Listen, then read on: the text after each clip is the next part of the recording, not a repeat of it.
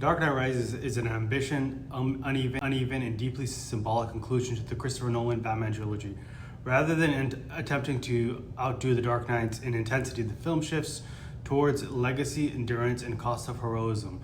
It less concerned with crime and chaos and more invested in the ideal of societal collapse and the rebirth of making it thematically heavy but emotionally resonant finale.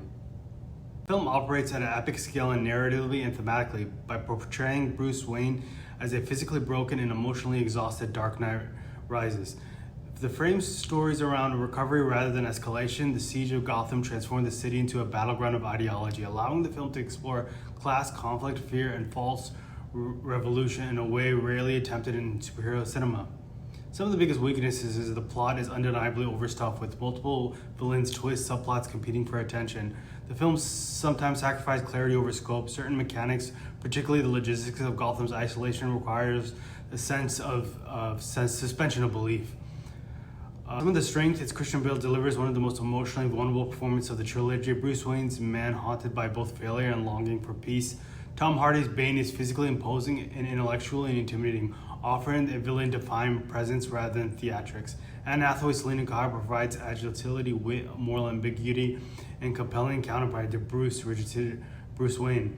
Some of the weaknesses of the characters feel a little rushed, a little underdeveloped, particularly Talia al Ghul, who arrives late, lacks emotional impact necessary to justify the narrative importance.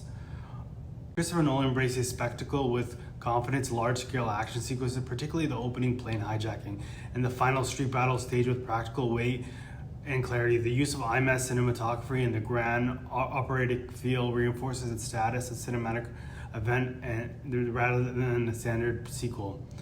The film's visual tone is colder than more distance than its predecessor, while intentionally emotional detachment can limit the audience connections during key moments. Some of the scenes, especially the hand-to-hand combat, lack intensity established earlier in the trilogy.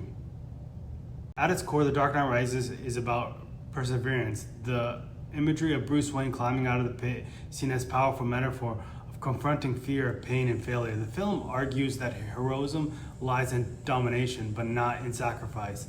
Nolan closes the trilogy by reframing Batman Eternal Guardian, but not a symbol meant to inspire others to rise.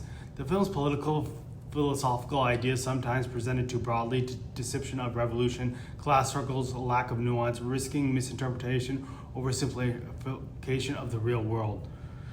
While often The Dark Knight Rises is grown as a reputation as bold and sincere, a conclusion of a landmark trilogy, it influenced later superhero films, considered the emotional resolutions rather than the setups of future installments. Its emphasis on legacy and closure and finality remains rare in franchise storytelling. Final verdict: The Dark Knight Rises is imperfect, but a powerful finale. It's ambitious and occasionally exceeds execution, yet emotion, sincerity, thematically in a way, commitment to closure distinguish other blockbuster conclusions. Rather than ending on spectacle alone, the film chooses meaning and sacrifice resolution, bringing the Christopher Nolan Batman trilogy to an end. Overall, I give this film a 9 out of 10. I thought it was a great finish to an iconic trilogy.